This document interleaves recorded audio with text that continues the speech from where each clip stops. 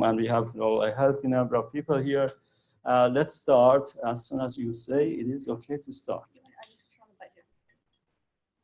Okay, now we want to talk about the budget. Good news, bad news. Good news is that you know that the budget for this year, that we were through the continued resolution through April 28th. We went beyond that. It got approved to the end of September. The bad news is that the budget that White House has provided and was released, was it yesterday, is really bad. In other words, no, this is the highlights of it. Did you lose the connection? The mic doesn't seem like it's working here, but make sure it's working. So they increase here 10% in DARPA. Everything else they are proposing to. Did it turn off the microphone? It's on.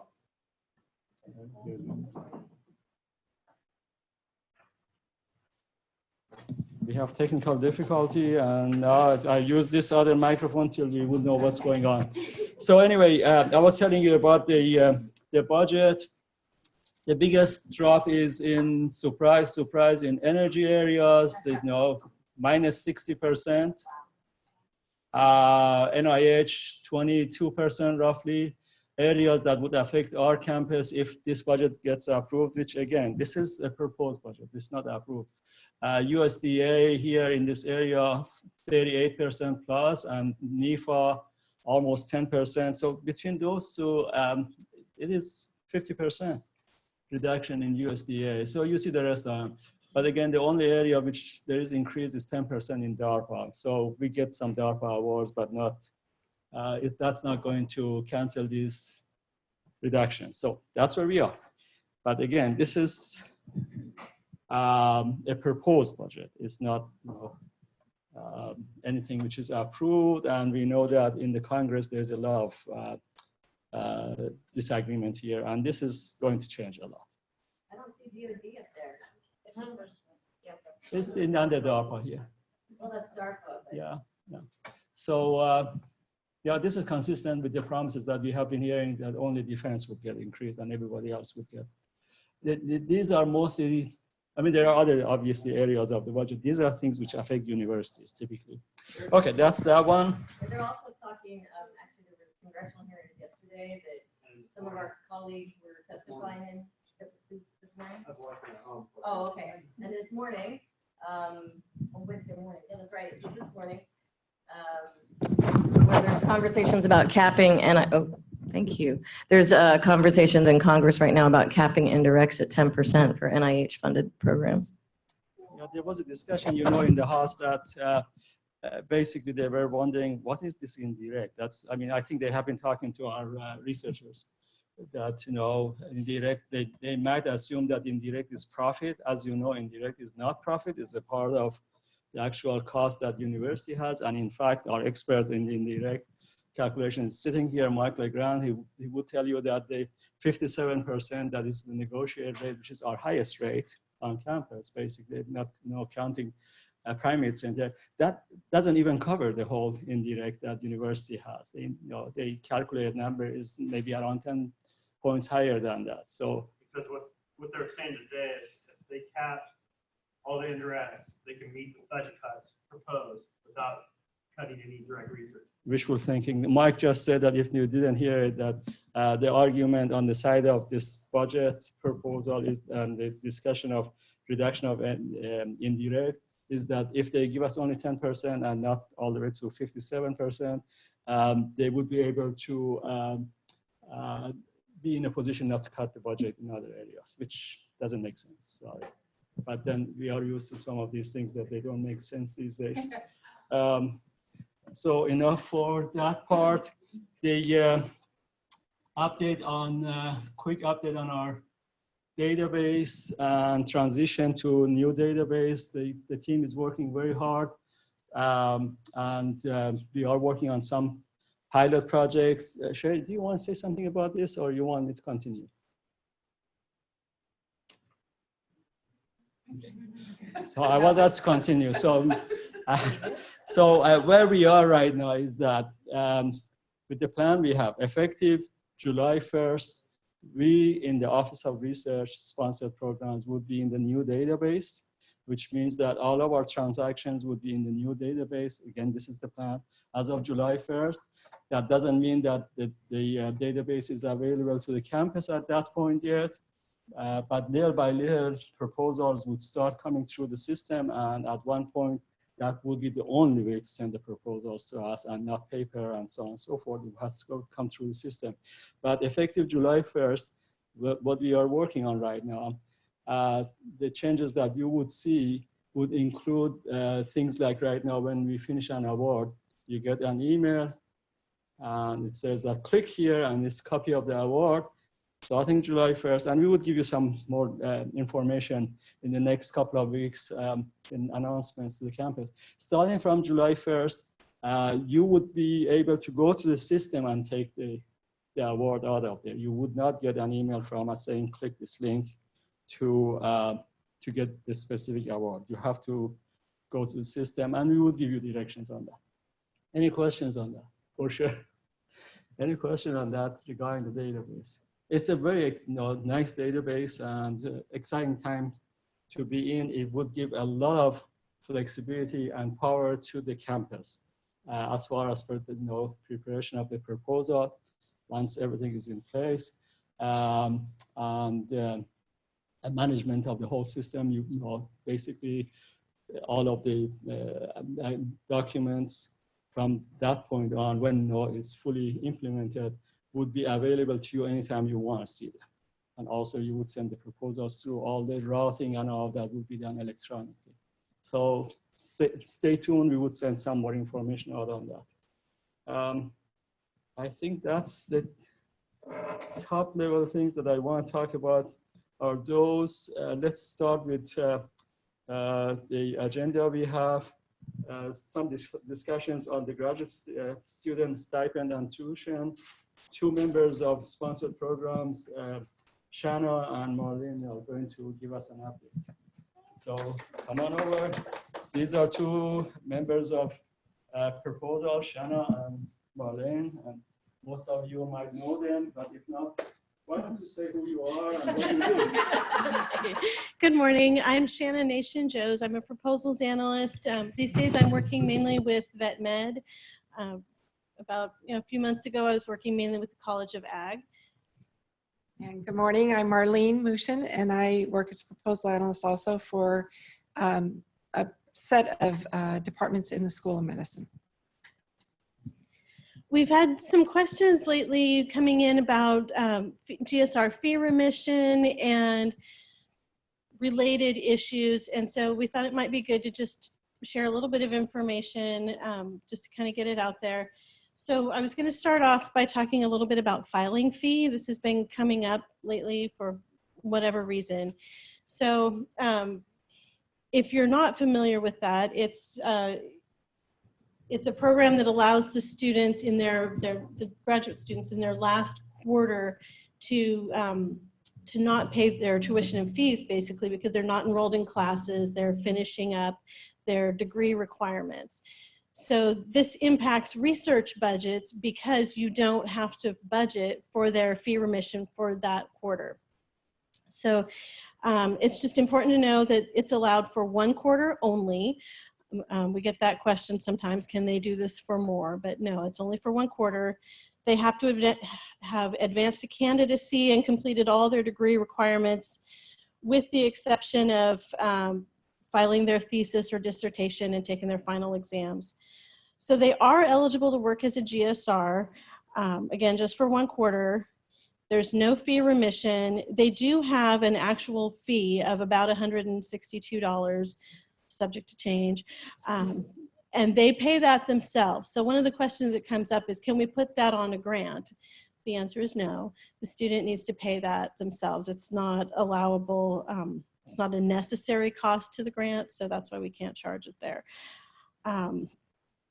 They also have to pay their own health insurance for that quarter, so it's just something to be aware of if you're talking to your students or your faculty. The students need to plan ahead because they are going to have to cover their own health insurance. Can I ask you a question about that? Of course. The department has, unrestricted funds to free of insurance or the allowed to do that? Okay, the question was if the department has some other unrestricted fund source, can they use that to pay for is it the health insurance? I'm not sure off the top of my head. Marlene, what are your thoughts? There's not really, it's going to get charged to the student's account. So there's not really a good way for you to get them a stipend or anything to get that covered. It goes directly to them. So if you have something specific that you want to talk about, maybe give us a call and we can go over some other, maybe some helpful tips of other things to look at for them. But the actual charge and where it gets charged to the student, it's not something that can be transferred over to another account. Okay, so it gets charged to them through Banner, is that right? Okay. Okay, so I hope that helps to answer your question, but like Marlene said, you can always give your SPO analyst a call and we can talk about it more. Well, it's more from an HR standpoint. At other places, we could not do that, and I was told here we could. And the reason we couldn't do it at other places is that you're not providing the benefit for all like people. Oh, right, so the idea is when I to take be care of it, consistent. We said, no, we can. We have $150 so to do it. And I went, well, that doesn't seem to have the benefit applied across all of. Right, and so that would be a good question to direct to HR, because I know with other issues, for example, with questions that have come up about SISS fees, my understanding is that campus really does try to treat people equally across the board. So, so that might be a good HR question. So if you have more questions about the finer points of filing fee, Grad Studies has excellent information online. And rather than give you a URL, I can just say that if you go to the UC Davis website and type in filing fee in the search field, it comes right up. Just search on filing fee, you'll get great information. And that should answer your questions on that.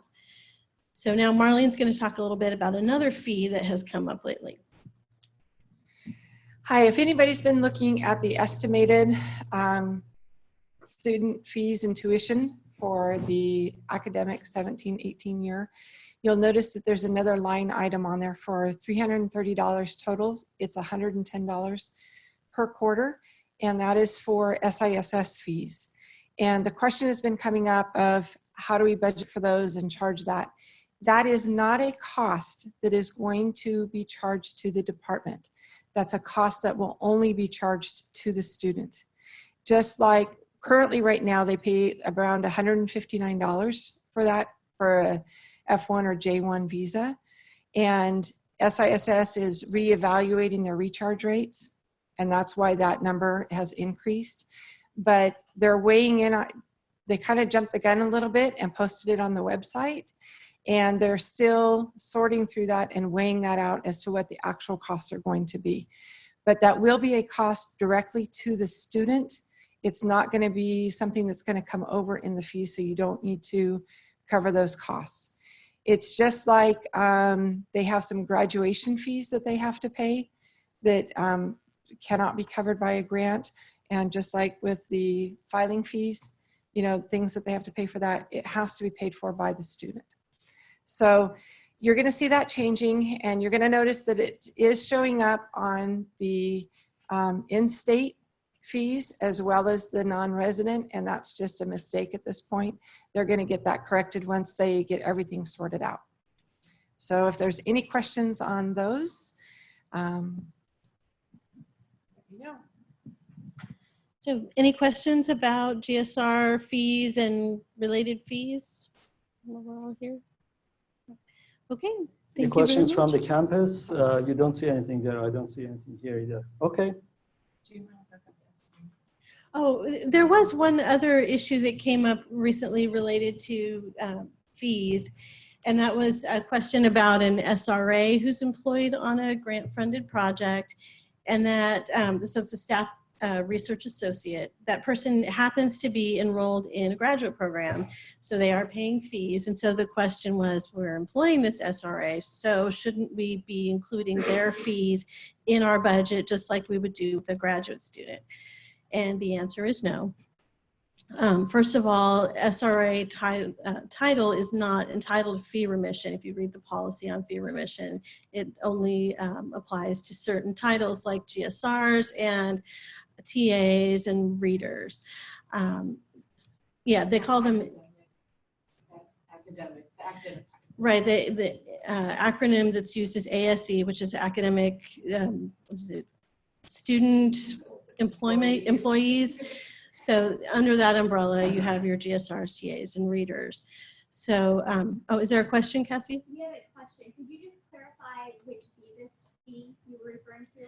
That was for students Repeat the question, please. Oh, the question was which visa types, I think, incur that fee that Marlene was talking about. So I believe it's F1 and J1, right? So students, graduate students who hold an F1 or a J1 visa, SISS is going to be charging them through Banner on a, I believe, quarterly basis. Okay. So any other questions? Okay, thank you very much. Thank you. This slide was easier when I was student. F1 visa, there was no fee like that, but that's why it is. Okay, next item I have here, is there any update from RCI? Jessica, come on over. Thank you very much. Basically, I just wanted to take a couple seconds to bring everybody up to date on the progress on our online ECOI. Thank you. There I am. Disclosure system. Originally, we were going to roll that out in mid-May. After meeting with some of our pilot groups at the medical school and on campus, we decided that we were going to push that back. And thanks so much to Tim Holmes and to Mieko Chambers, who were able to work with them and put some extra features into place. So now we have the PI can designate an administrator to access their disclosures so that you can have your support staff also being able to view your disclosures. The PI can now notify members of the research team, but via email when they need to fill out disclosures that are sort of linked to a primary disclosure. So we have a lot of great features, and we're going to be notifying campus this week. And as of June 1st, all of our website is going to change so that we are now directing people towards the online system. But since I think the 23rd, our site has been open and we've actually had disclosures trickling in. We haven't had any issues. Investigators have really liked the system. And also every administrative group that touches the 700U, from gifts administration to School of Medicine sponsored programs, is now brought onto the online system. So we should be able to be completely paper independent, although just want to say that we will not be turning away any paper forms. We realize things take a while to trickle through the system. So if RCI receives paper disclosures, we will absolutely process them, but we will be working with investigators to start transitioning things online. And we're hoping that by the beginning of the academic year, we'll be completely online. So that's all. Any questions?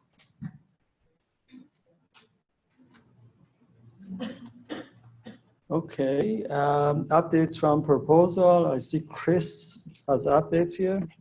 Yeah. Or a quick update on the proposal. Maybe it's a good, it's a good time to mention the effective beginning of this week, Mike Warnock, the associate director who oversaw the proposal, accepted a position closer to his home Midwest. And so he started working at different university. We shortly, hopefully, would open the position. Meanwhile, go ahead. Meanwhile, it's Bridget and I. Bridget is out of the office, so I'm representing her in this statement. I wanted to let you all know about the upcoming deadlines for June. As most of you know, it's a very busy month for proposals. Starting with NSF, There's proposal deadlines on the 1st and the 14th. The 14th is most important because it's the SBIR and the STTR. We get a lot of proposals for those for NSF, and I just wanted to let everybody know it is on June 14th, so be prepared. Submit your proposal application to our office at least 5 working days in advance so we can give it a full and thorough review. It's important to understand that when we are working with an industry partner, we are not the lead. We will not be preparing their application package. That industry partner needs to take it onto themselves and prepare and sign up for FastLane and the necessary things that they need to do in preparing that application. We are considered a sub-awardee as part of that application package. If there's any questions, feel free to call our office. We're happy to help your faculty members with that process. However, it's really important that we don't cross our roles, our services to the campus and to the faculty, not to the industry. And sometimes when there is a faculty that wears both hats, it's really important to draw that line to separate things because we don't want to get things confused and misrepresent them in any way, only other than their role with our campus. Does that make sense? Mhm. Okay, good. Okay, and then on the 15th, there is a couple more proposals for NSF, the Innovation Corps team program, and the PAC, which is Perception, Action, and Cognition. Ugh.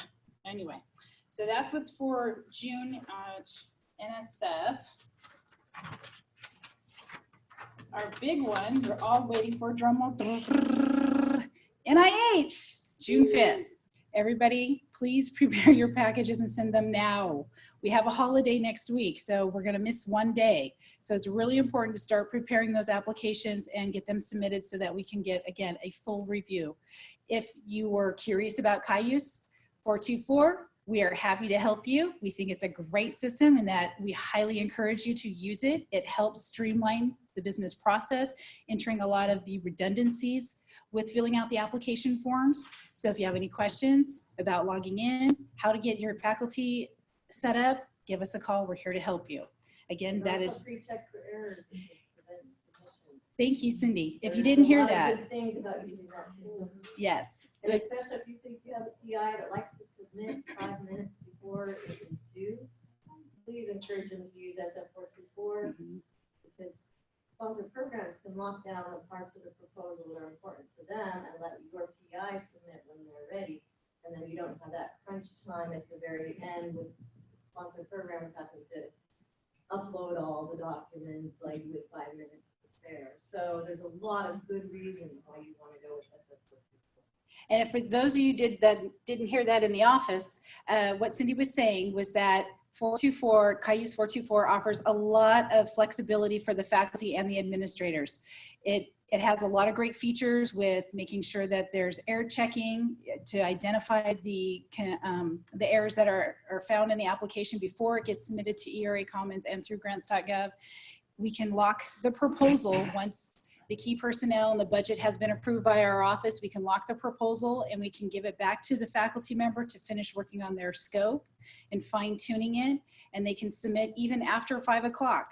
No, they can't. Depending on the deadline. Depending on the deadline date. Thank you, Paula. They can submit after 5 o'clock. If it's before the deadline day of June 5th, it's still 5 o'clock, June 5th. Anyways, so there's a lot of great features and we highly recommend that you try to use it. It's a wonderful system. It's very easy, very user-friendly for the faculty and the administrators. We've had nothing but great feedback on it. So if you have any questions, we're here for you. Further in the month, we have the K-Series that starts on June 12th also. So if you are going through a research career development and you are interested in submitting to that. The other one is for the Academic Research Enhancement Award. That is on June 25th. Then, last but not least, USDA. USDA has a couple of proposals on June 5th also. They have the AFRI, Animal Health and Production and Animal Products. They also have the grants program for institutions of higher education. On June 21st, They have the Food Safety Challenge area. That is a big one for the College of Ag.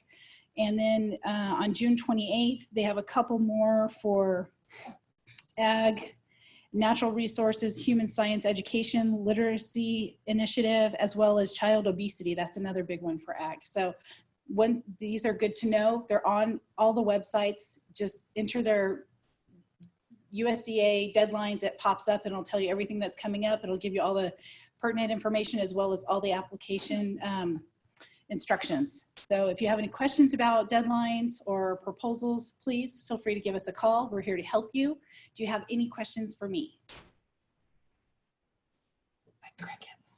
And nobody on campus either. That's because everybody knows what they're doing. You guys are awesome. What can I say? Thank you. We have over Thank you. 60 people on campus right now. Excellent. Thank you. So I think the next one is award. Grace, you want to talk about anything that we have there? Thank you. All right, good morning. So for the awards, I have three main things to talk about. One is Cayuse, and the other is an update on the California Model Agreement. And the last one is about reports, our PPRs in particular. So first, for Cayuse SP, Ahmed talked earlier about how starting July 1st, proposals are going to start, depending on your department, submitting proposals through Cayuse SP. Well, starting on July 1st, all awards are going to be entered into Cayuse SP. So Cayuse will be the system of record starting July 1st. So on July 1st, for all of your award notifications, you are no longer going to get the CGT emails. You are going to get emailed directly from your analyst about your awards. So look forward to that. And if you have any questions, you can email me or your award analyst about what the Cayuse changes on July 1st will mean for your awards. We think it will be good. You can go into the system and look at the status of your awards directly. So it will provide a lot of transparency for this campus. AB 20 Model Agreement. UCOP and the Cal State Chancellor's Office will be meeting with the California Department of General Services, DGS, sometime in June to talk about some updates to the model template. I know specifically some state agencies want to see more budget detail than is in the composite budget right now. So I don't know if there will be any mandated changes on the budget pages, but that they will be meeting in June to talk about that. And RPPRs, just one word, if you are routing your RPPRs to somebody in sponsored programs, please make sure that you choose your assigned awards analyst. Okay, not somebody on the proposals, negotiations, proposal side, but somebody on the awards side. So on the drop-down button, choose your award analyst. That way we can take care of it and make sure it gets submitted promptly. Yeah, that's all I had. Any questions for awards? You said the drop down, you choose your analyst, is that in Cayuse? No, that's on the, sorry, that's on the reports website. So what's the name of that website? ERA Commons, yeah. ERA Commons for the, yeah, your progress reports. So Yes, they Karen? want to check whether they can submit themselves before contacting the analyst. Is that what they got as that? Because they couldn't have the delegation approval of that. Right. So Karen made the point that if you are a PI, you have delegation to submit your progress reports directly. I know there are some PIs who prefer that sponsored programs take a quick look at it and submit on their behalf. That's fine. We're happy to do so. Just make sure it's your awards analyst who's chosen to review and submit on your behalf. Okay. Anything? No questions? No. Thank you. Accounting and Mark LeGrand. Anybody from there? Either of you two? Yeah, I guess. Yeah. Okay. Francisco. Do you want to be? In Good morning. They won't see you. It doesn't matter. I'm not that pretty. Okay, here's the annual reminder. We're getting close to fiscal close. So there are some things that have to be done before that. One is the accruals. Okay, accruals means we have received the service, we have received the equipment, we have received the supplies, but haven't received an invoice. And you want to reflect those amounts in the fiscal year. General accounting established a policy. Please do accruals when the amount is over $10,000. Okay. Between $1,000 and $10,000 is up to the department. If you want to accrue, you can accrue. Under $1,000, don't do it. It's more the effort than the benefits. Okay? Things that you should accrue, sub-awards. If you have a sub-awardee that hasn't invoiced you for 6 months and they have been working, the amount could be very significant. Okay? If you have received equipment, laboratory equipment, large amounts of supplies, accrue those. Okay? So that's one thing. Last month, somebody made a comment that in Quali, the SET document, which is to do a salary transfer, and the BET, which is used to do benefit transfers, did not allow for attachments. It will be allowed starting tomorrow. I just finished testing it, and it worked, and it was submitted. And they promised that tomorrow it would be available to all the users. It is important to use this because that means that you'll have all your documentation with a document. It does facilitate afterwards when you have to remember why did you do something. Okay? So basically that's it for today. Thank you. Update on F&A or anything related to that? Who knows? Mike says, who knows? So if he doesn't know, I don't think anybody else will know. The package been submitted? It's still not today that will be. So I mean, the package, yeah, why don't you come over, say something, so while I'm reading a question from campus. So we've got the calculation completed, submitting it today, once I get back to the office, to OP for their whatever review that the controllers do there. It's usually the reconciliation, making sure they understand how we got from the OP financials to our financials. And then it'll go to the government. And with the short staffed, and it's been sitting about a year to year and a half before they even get to proposals for large universities now. It used to be they'd try to negotiate within a year, and now talking to other large institutions, it's about a year before they even send you a first question, year to year and a half. So who knows what's going to happen. In the meantime, there's many Senate hearings on what they're going to do with F&As.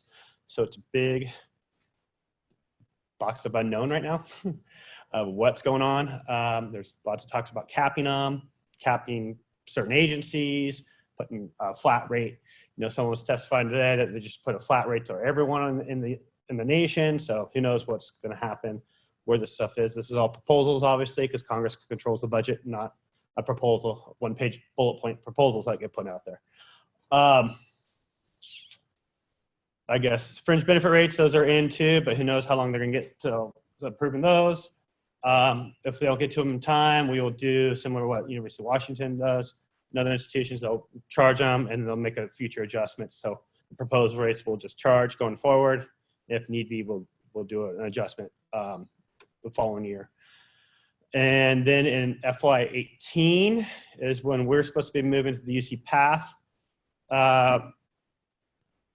employee grouping. So they'll be different from our current employee groupings. And I'm supposed to be getting stuff from OP on what all that is by the end of this month, maybe June.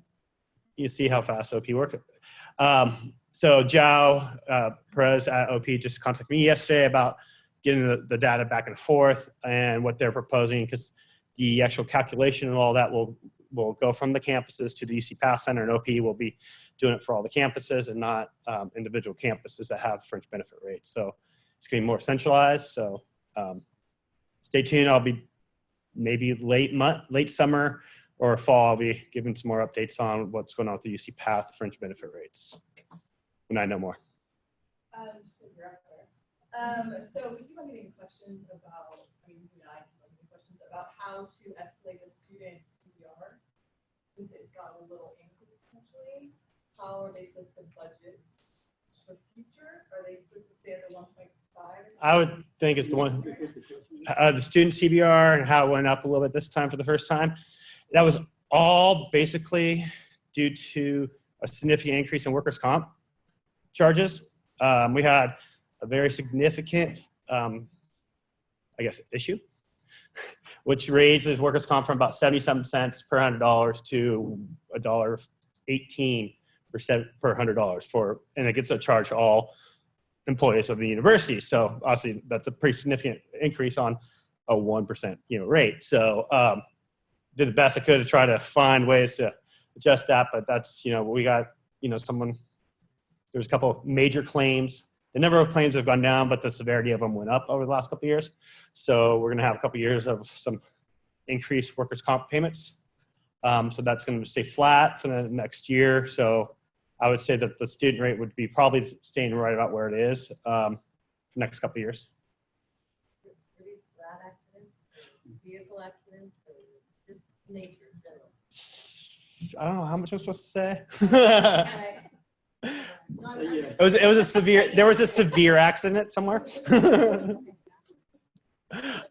don't know how much is public, but it was not a lab accident. Anything else online? Or? I don't have nothing on campus. And then I guess maybe for We have one question for Francisco from the campus. And it was, will there be a way to remove any PI that is accidentally uploaded into the SEC or Let's repeat the question. is there a way to remove a PI that's accidentally loaded up into the SET or BET? Yes. I'm not sure I get that question. So the SET generally is a person-specific transfer. So you have to usually go one person at a time. I don't know if they have a bulk one where you could do like a whole, everyone on one award and move it. I believe it's a person by person. At least it was last time I looked at it. I don't look at it all the time. Could you tell the department to give me a call, the person to give me a call, so we can talk? Yeah, because it should There might be some confusion on how that works. So if you're really looking at moving SET, you go by the employee ID number and it pops up that person. Then you can show all payroll for whatever period of time you select, and you pick which ones you're going to move, and then moves all associated benefits and leave and everything with it. So I don't think I'm not sure how they get an accidental upload of someone into the CBR. I mean, from the CBR into the SET document.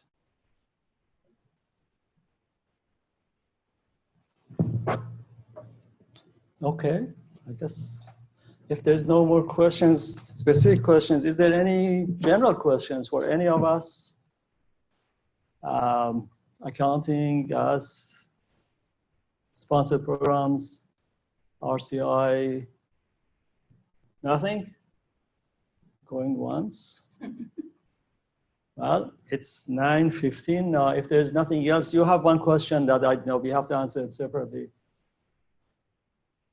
Okay, thank you very much. Then let's see you next time. Remember, the meeting is coming up mid-June regarding what's the name of it? RC, Research Administration. SRA.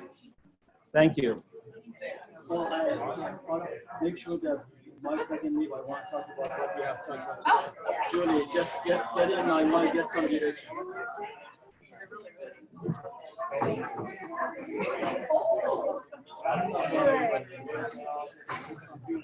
Just do your name. We have to put your name.